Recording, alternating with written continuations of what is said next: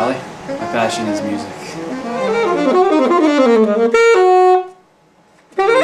My father grew up, he's a big fan of the band Rush, so I grew up listening to a lot of classic rock and stuff like that, so I was always kind of into music, you know, and I remember like I would see like all like these movies about like all like these Disney movies and these people like singing and stuff like that, so I was like, oh, you know, music is probably where all the money is.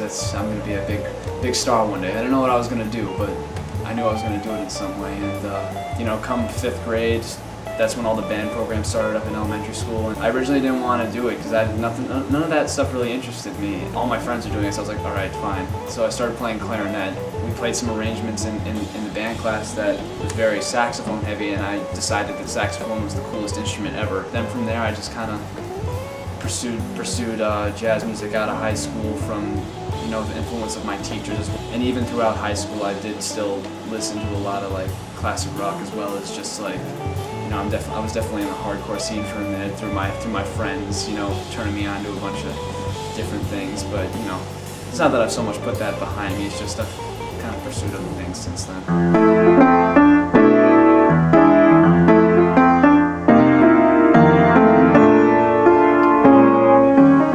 I'm currently a junior at the Hart School of Music, pursuing a jazz performance major. Hopefully in the near future try to get a steady job teaching music, or just hopefully just go on tour, but you know, that all remains to be seen.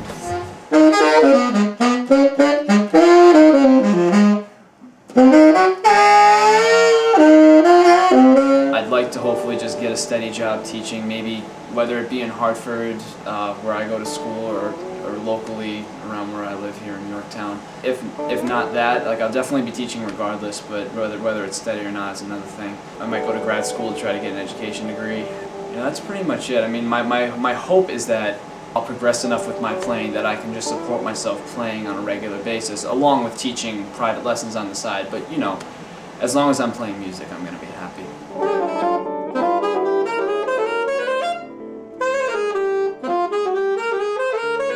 One thing that I've learned a lot from playing this music that we call jazz, is that music is a reflection of the society.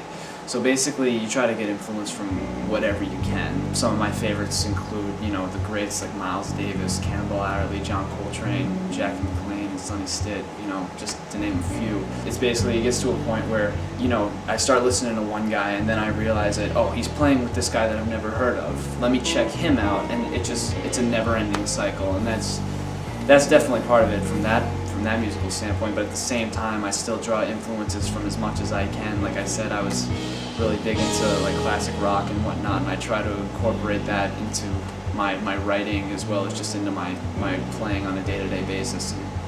And anything and everything can influence what I do.